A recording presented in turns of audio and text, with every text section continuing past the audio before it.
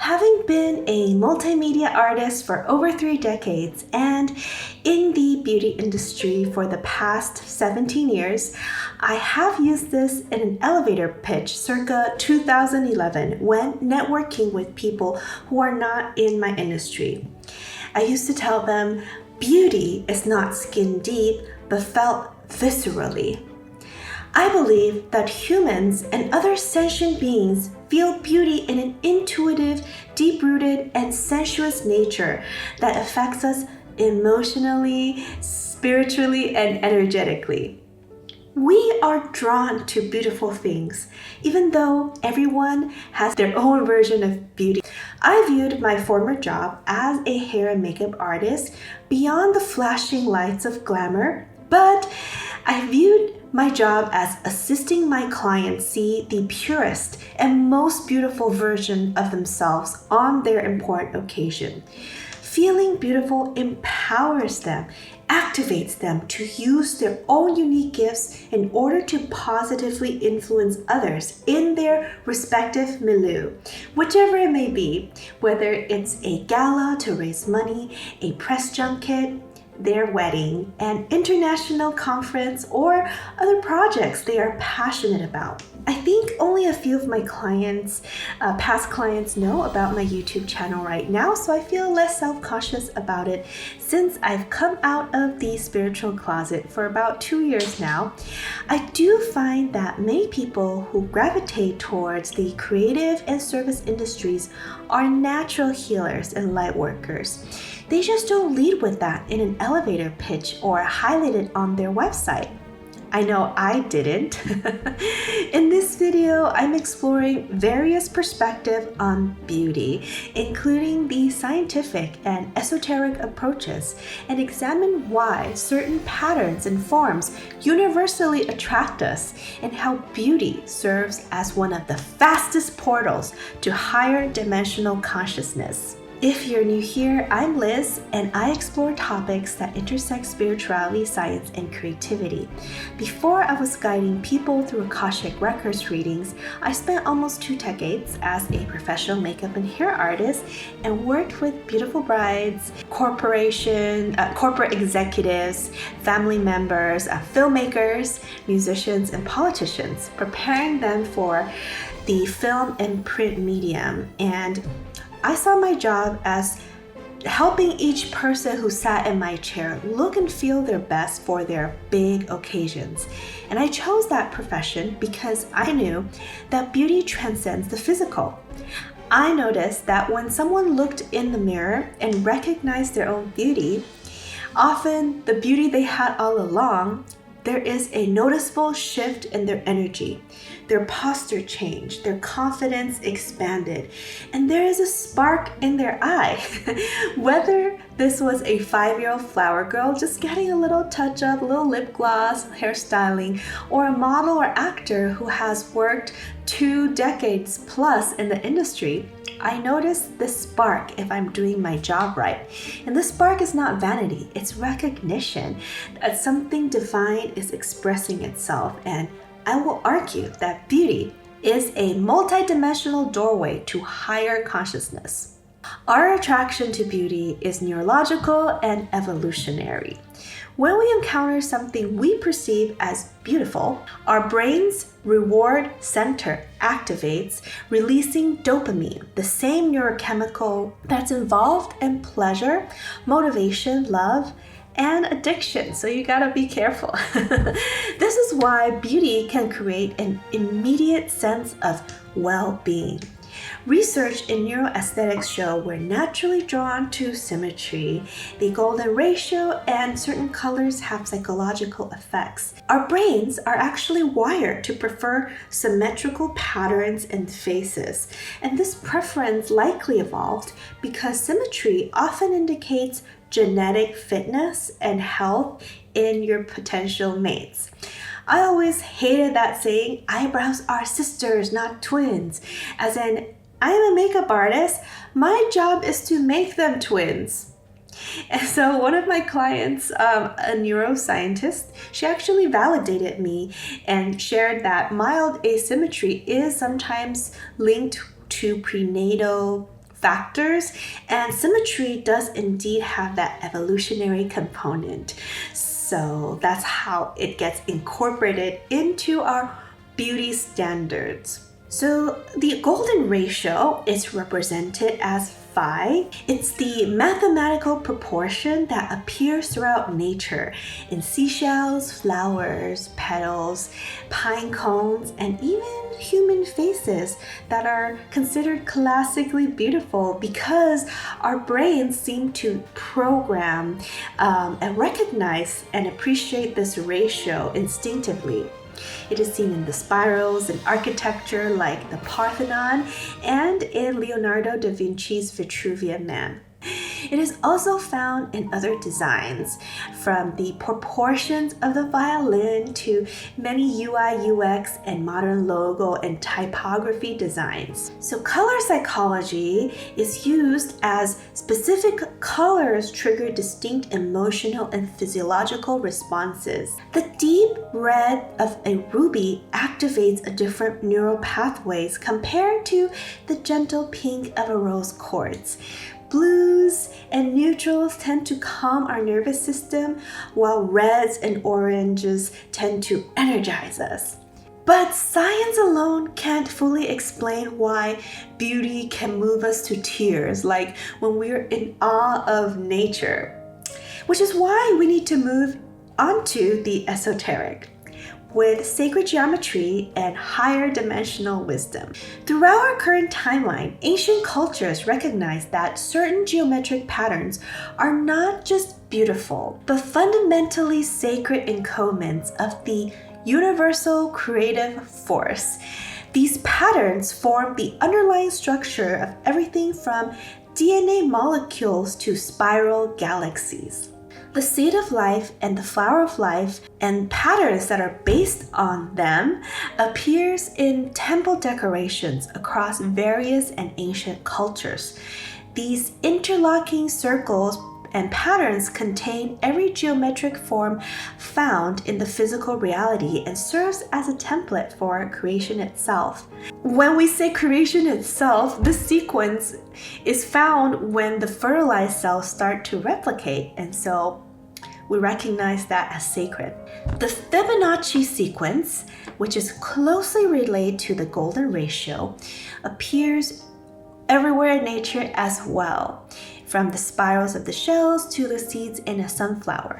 This mathematical sequence creates what artists call the divine proportion. You may have also seen the Platonic solids, and they represent the building blocks of physical reality according to Plato, who is expanding on Pythagoras' work. These 5 perfect 3-dimensional forms are found within crystal structures and were associated with the Greek classical elements: air, fire, water, earth, and the 5th element, ether. Pythagoras, in the 6th century BCE, discovered that musical harmony is based on mathematical ratios. Pythagoras is also a mystery school. His concept of the music of the spheres, musica universalis, proposed that these same ratios govern the movement of celestial bodies, and that the cosmos operates according to the musical and mathematical principles. Beauty, in this understanding, is our recognition of divine harmony expressing itself through form and sound. When we encounter these sacred proportions in art, music, architecture, and nature, we're aligning with the fundamental creative patterns of the universe. And this alignment creates a resonance between our energy field, the micro, and the wider cosmic design, which is the macro. Though we can't physically hear this cosmic music, some believe we can sense it through our energy bodies, especially during meditation, creative flow states, or moment of transcendent beauty. Modern science began to echo these ancient ideas. NASA, for example, has recorded electromagnetic vibrations of planets and converted them into sound.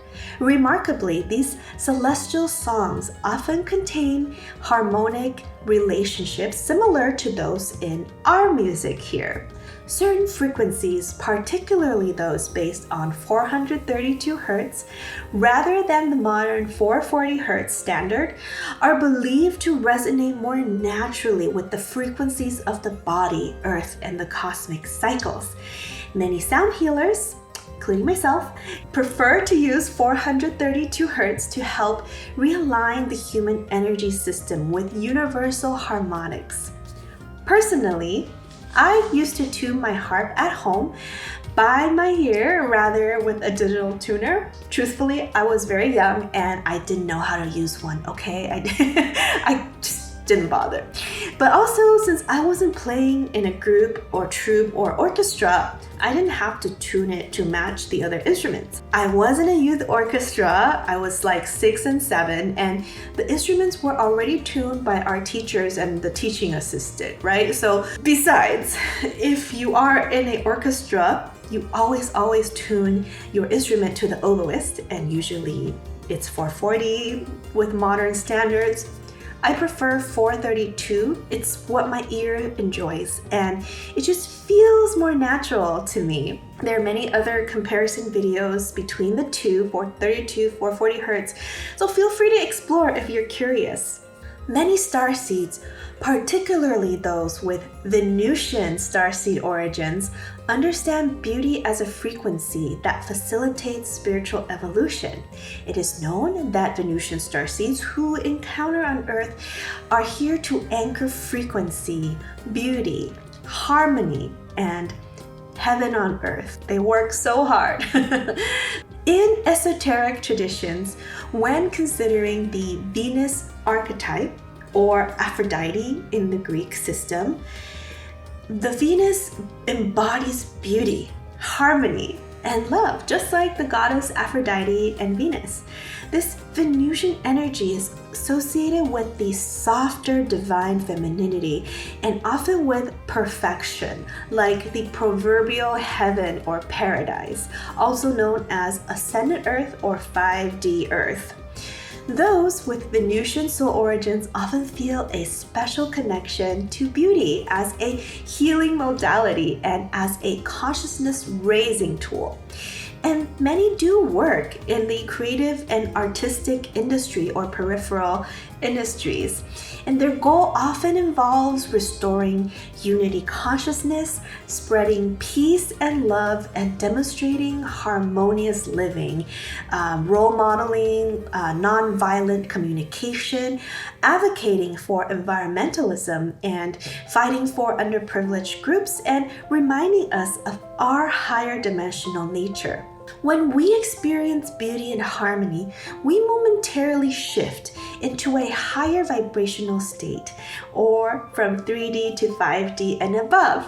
This is why profound beauty can bring tears to our eyes or even a sense of homecoming, and that's experiencing that higher vibration of unconditional love.